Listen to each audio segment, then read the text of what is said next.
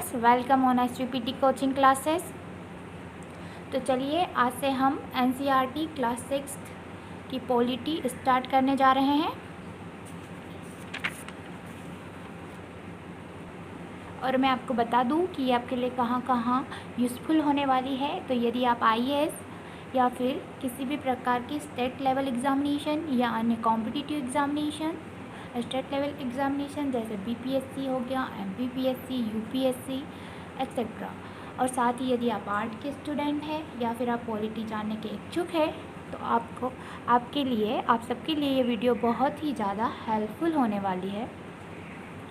इससे पहले कि मैं क्लास 6 का चैप्टर फर्स्ट स्टार्ट करूं, मैं आपको बता दूं कि हमें एनसीईआरटी क्यों पढ़ना चाहिए। मान लीजिए यदि आपको किसी भी टाइप की बिल्डिंग बनानी है और यदि आपका ग्राउंड ठोस नहीं है, मजबूत नहीं है, तो आपकी बिल्डिंग गिरने की संभावना रहती है। उसी प्रकार यदि आप किसी भी सब्जेक्ट का प्रॉपर नॉलेज पाना चाहते हैं तो आपको उस सब्जेक्ट के बेसिक क्लियर करना बहुत ही ज़्यादा ज़रूरी हो जाता है। इसलिए आपको एनसीईआरटी पढ़नी चाहिए। तो अब हमारा यहाँ क्वेश्चन आता है कि हमें पॉलिटी क्यों पढ़ना चाहिए। तो मेन मकसद तो हमारा एग्ज़ामिनेशन को क्रैक करना है, जो भी एग्ज़ामिनेशन की हम प्रिपरेशन कर रहे हैं उसके लिए। साथ ही यदि हमें हमारे देश की राज्य व्यवस्था को समझना है, हमारे देश में किस प्रकार का शासन होता है और उस शासन के लिए किस प्रकार की नीति अपनाई जाती है, ये सब जानने के लिए हमें पॉलिटी पढ़ना आवश्यक हो जाता है। इससे पहले कि मैं चैप्टर स्टार्ट करूं, मैं आपको बता दूं कि पॉलिटी राजनीति होता क्या है। तो चलिए, राजनीति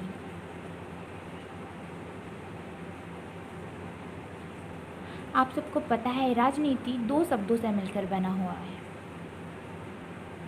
दो शब्दों से मिलकर बना हुआ है, जिसमें एक है राज और दूसरा है नीति। यहाँ पर राज का अर्थ होगा शासन और नीति का अर्थ होगा उचित समय, उचित स्थान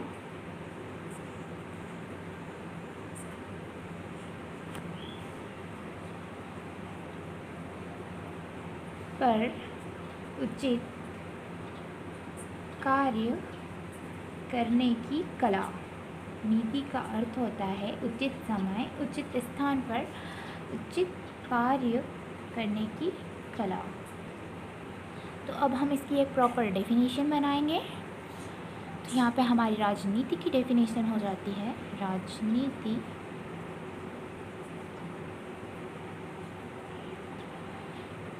किसी विशेष नीति के द्वारा शासन करना ही राजनीति कहलाता है।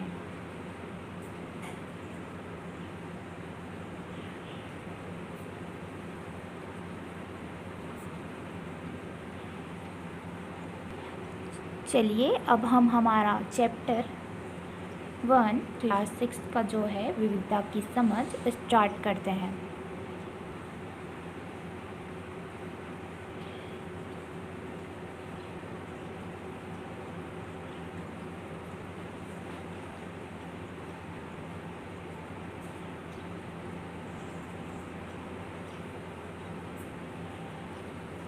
और यहाँ पे जो क्लास 6 का चैप्टर फर्स्ट दिया गया है एनसीईआरटी में, उसकी सबसे ख़ास बात यह है कि यहाँ पर जैसे ही आप पढ़ने जाएंगे तो आप जो शुरुआती पंक्तियाँ पढ़ेंगे चैप्टर की, तो उसमें आप देखेंगे कि यहाँ पर ऐसा लिखा गया है कि क्या कोई ऐसी साथी है जो बिल्कुल आपकी तरह दिखाई देती हो। तो यहाँ पर स्त्रीलिंग रूप का प्रयोग किया गया है। तो यहाँ स्त्रीलिंग रूप का प्रयोग इसलिए किया गया है ताकि हमारी जो एनसीईआरटी बुक में दिखती है आपकी कोई ऐसी साथी है, तो स्त्रीलिंग का प्रयोग किया गया है। क्यों किया गया है? ताकि जो लड़कियां हैं उन्हें उचित शिक्षा और उन्हें समान स्थान और अवसर दिया जाए लड़कियों के बराबर। हमें पता है और हम सब जानते हैं कि हमारे यहाँ आज भी कई ऐसे स्टेट है, कई ऐसे स्थान हैं जहाँ पर लड़कियों को लड़कों के बराबर दर्जा नहीं दिया जाता है। तो बुक में स्त्रीलिंग शब्दों का इस्तेमाल करना इसीलिए स्टार्ट किया गया है कि ताकि लोग लड़कियों के महत्व को समझें, उन्हें शिक्षा के क्षेत्र में उन्हें जो करना है उनकी पसंद के अकॉर्डिंग आगे बढ़ाया जाए। तो ये हमारी एनसीईआरटी बहुत ही खास होने वाली है। और ऐसा इसलिए नहीं किया गया कि यहाँ पे लड़कों को नीचा दिखाना है, नहीं। यहाँ पहले क्या होता था, पहले ऐसा यूज़ किया जाता था कि ये बुक सिर्फ लड़कों के लिए लिखी गई है, पुल्लिंग का यूज़ होता था।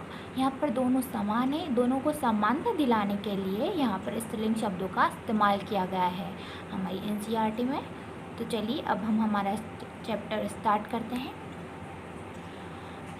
तो जैसे ही हम हमारा चैप्टर स्टार्ट करते हैं, यहाँ पे लिखा है कि आप अपनी कक्षा में चारों तरफ नज़र दौड़ाइए।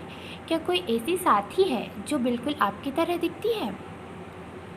हाँ, ये सब बताया गया है कि आप अपनी क्लास को देखिए, जो आपकी कक्षा है। मान लीजिए ये आपकी कक्षा है, आपकी क्लास को देखिए और यहाँ पे अपनी नज़र दौड़ाइए। ये हमारी क्लास या कक्षा, यहाँ पे आपकी नज़र दौड़ाइए कि क्या कोई ऐसी साथी है जो आपकी तरह दिखती है, या कोई ऐसा बच्चा जो आपकी तरह। तो यहाँ पे बहुत सारे बच्चे हैं, क्लास में बहुत सारे बच्चे हैं, ठीक है।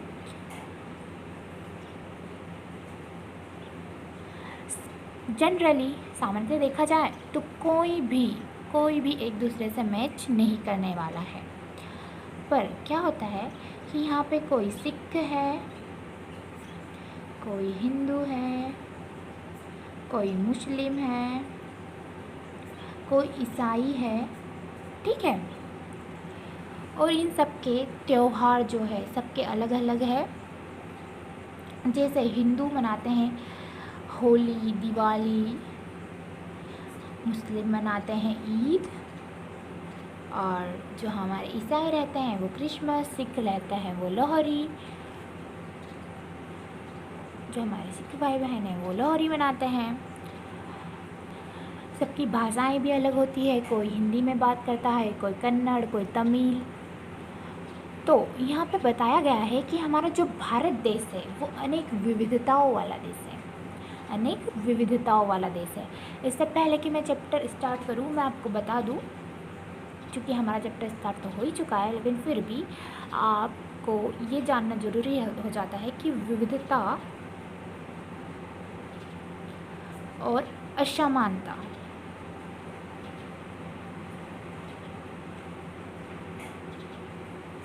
ये दोनों बहुत ही अलग है। विविधता और असमानता बहुत ही अलग है। हमारा देश अनेक विविधताओं वाला देश है, ना कि अनेक असमानताओं वाला। विविधता मतलब यहाँ अनेक धर्म का पालन करने वाले लोग रहते हैं, अलग अलग भाषा बोलने वाले लोग रहते हैं, अलग अलग संस्कृति का पालन करने वाले लोग रहते हैं, इसे बोला जाता है विविधता। और ये जो विविधता है ये ही हमारे देश को समृद्ध बनाती है, ठीक है। और असमानता विविधता से बहुत ही ज़्यादा अलग है। असमानता मतलब कोई अमीर है, गरीब है, और असमानता या गैर बराबरी भी इसे बोला जाता है। क्या? गैर बराबरी। और यदि इसका आप एग्जाम्पल देखेंगे तो इसका एग्जाम्पल असमानता या गैर बराबरी का यदि एग्जाम्पल देखें तो इसका एग्जाम्पल रहेगा हमारे पास जाति। जो जातिगत भेदभाव है उसमें बहुत ही ज़्यादा हमारे देश में असमानता और गैर बराबरी को बढ़ा दिया गया, ठीक है। तो आप यहाँ समझ गए हैं कि विविधता अलग पहलू है, असमानता और गैर बराबरी अलग है। आप ऐसा नहीं बोलते कि हमारे देश में विविधता है, इसकी वजह से दंगे हो रहे हैं, लड़ाइयाँ हो रही है, लोगों में भेदभाव किया जा रहा है। नहीं, विविधता से भेदभाव नहीं होता है। विविधता मतलब अनेक धर्मों का पालन करने वाले, संस्कृति का पालन करने वाले, अनेकों प्रकार की भाषाएँ बोलने वाले लोग होते हैं, ना कि किसी में असमानता दिखाई जा रही है। बल्कि यहाँ पर असमानता मतलब जातिगत भेदभाव, अमीरी, गरीबी, ऊंच नीच, ये होगी हमारी असमानता, ठीक है। और इसके साथ हमारी एनसीईआरटी की खास बात, इन्होंने यहाँ पे एक कहानी प्रस्तुत की है।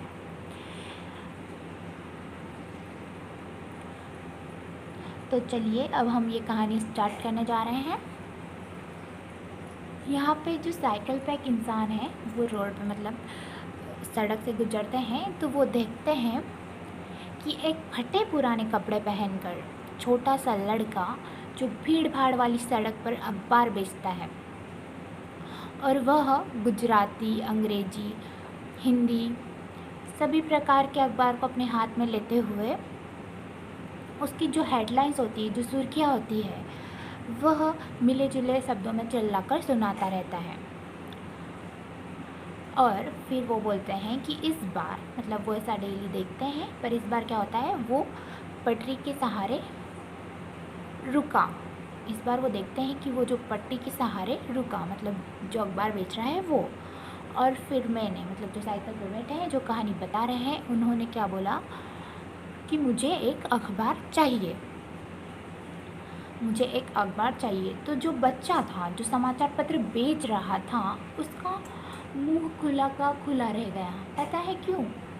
क्योंकि फिर उसने अचानक आश्चर्यचकित होकर पूछा, इसका मतलब आपको हिंदी आती है? फिर उन्होंने जो कहानी बता रहे, उन्होंने बोला कि हाँ बिल्कुल, मुझे हिंदी आती है।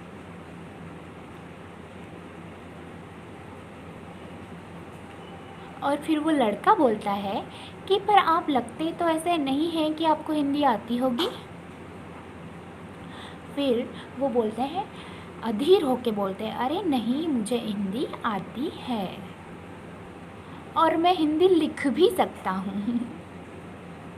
और वह यह भी बताते हैं कि मैंने जो अपनी स्कूलिंग की थी, तब मैंने एक सब्जेक्ट, अपने सभी सब्जेक्ट के साथ हिंदी सब्जेक्ट भी पढ़ा था। फिर वो जो बच्चा है, उसे इंग्लिश तो आती नहीं है, फिर वो पूछता है, सब्जेक्ट ये क्या होता है? इतने में जो रेड लाइट थी वो ग्रीन हो जाती है, और वह जो कहानी सुना रहे हैं, मतलब ये सत्य घटना है, तो वह ट्रैफिक के साथ आगे बढ़ जाते हैं। फिर जैसे ही दूसरा दिन आता है, अगले दिन वो फिर से पूछता है कि ये सब्जेक्ट होता क्या है, और ये अंग्रेजी का शब्द उसकी ज़ुबान पर कैसा लग रहा है, एकदम अजीब सा लग रहा है। मतलब जो इंसान बार बार हिंदी बोलता है, वो अचानक से इंग्लिश बोले तो अजीब सा नहीं बोलेगा, थोड़ा हड़बड़ाहट के साथ, तो अजीब सा लग रहा है। फिर मैंने कहा, मतलब जो साइकिल पर बैठे हैं, उन्होंने कहा कि यह कुछ पढ़ाई लिखाई से संबंधित होता है। फिर उन्होंने उस बच्चे से पूछा, क्या कभी आप स्कूल गए हैं? तब उसने बड़े ही गर्व से जवाब दिया कि जब मैं इतना सा था ना, तभी से मैंने काम करना स्टार्ट कर दिया था। पहले तो मेरे साथ मेरी माँ भी आती थी, लेकिन अब मैं अकेले ही अपना काम कर लेता हूँ। और वो जैसे ही पूछते हैं कि आपकी माँ कहाँ है, तो जो है ट्रैफिक मतलब ग्रीन लाइट चालू हो जाता है, और वो मतलब आगे बढ़ जाते हैं। पर वह जो लड़का है, जो अखबार बेचता है, वह दौड़ते हुए कहता है कि मेरी माँ मेरठ रहती है, मेरी माँ मेरठ रहती है। अगले दिन वो बच्चा आता है और उन्हें कहता है कि मेरा नाम शमीर है, आपका नाम क्या है? और यह बड़े आश्चर्य की बात हो जाती है कि जो समीर है, मतलब जो साइकिल पे इंसान है, जो कहानी बता रहे हैं, जिन्होंने लिखी है, उनका नाम भी समीर रहता है। तो फिर वो बच्चा बोलता है कि आज से आप समीर एक, जो बच्चा बोलता है, जो अखबार बेचता है, वो बोलता है कि आज से आप समीर एक और मैं समीर दो। बच्चा जो अखबार बेचता है, वो बोलता है मैं समीर दो। ठीक है। अब वापस से ट्रैफिक सिग्नल मतलब सिग्नल ग्रीन हो जाता है, और मैं आगे बढ़ जाता हूँ अपनी साइकिल लेके। बट जब वह तीसरे दिन आता है, तो उसके चेहरे पर एक अजीब सी चिर परिचित मुस्कान होती है। सॉरी, मुस्कान नहीं रहती है। मेरठ में बड़ी गड़बड़ हो गई है, उसने कहा। वहाँ दंगों में बहुत लोग मारे गए हैं मेरठ में। और वो बोलता है कि मेरे बहुत से लोग वहीं रहते हैं, साथ में मेरी माँ भी वहीं रहती हैं। तभी जो साइकिल पर बैठे हैं, उन्होंने अखबार की सुर्खियाँ पढ़ते हुए देखा सांप्रदायिक दंगे। लेकिन मैंने शुरू ही किया था और फिर वो अखबार बेचने वाला बच्चा बोल पड़ता है कि मैं मुस्लिम समीर हूँ और मेरे सभी लोग मेरठ में हैं, और उसकी आंखें भर आई। जब मैंने उसके कंधे पर हाथ रखा, उसने नज़र भी ऊपर नहीं उठाई।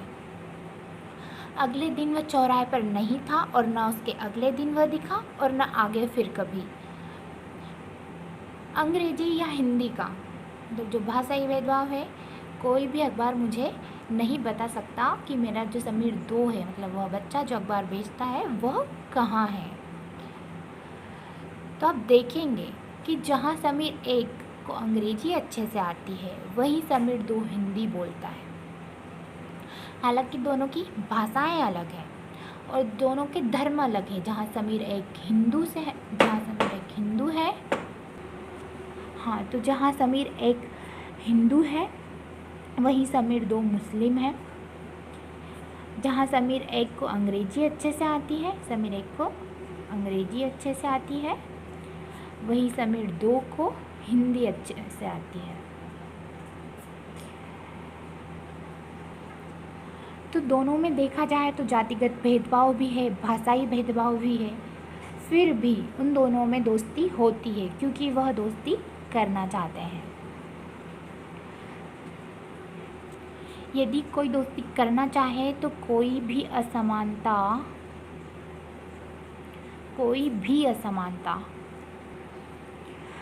चाहे वह जातिगत हो या फिर अमीर गरीबी की हो या फिर किसी भी प्रकार की हो, हमें दोस्ती करने से नहीं रोक सकती। अब हम समझेंगे कि विविधता होती क्या है। तो विविधता ना तो जातिगत होती है, ना ही अमीरी गरीबी और ना ही ऊंच नीच। विविधता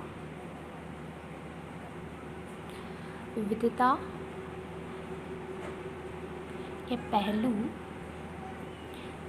क्या पहलू है? तो विविधता के पहलू हमारा खान पान, पहनावा, धर्म, भाषा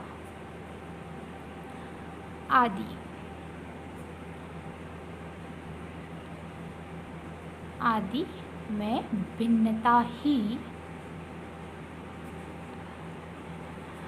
विविधता है। तो आप यहाँ तक आते आते यह तो समझ ही गए होंगे कि विविधता और असमानता या गैर बराबरी दोनों ही अलग होता है। विविधता हमारे देश को संपन्न बनाती है, वहीं जो असमानता या गैर बराबरी है वो लोगों के बीच भेदभाव की भावना उत्पन्न करती है। तो चलिए आज हम हमारी क्लास यहीं पर समाप्त करते हैं। मिलते हैं नेक्स्ट वीडियो में। तब तक के लिए टेक केयर, बाय। साथ ही यदि वीडियो अच्छा लगे तो हमारे चैनल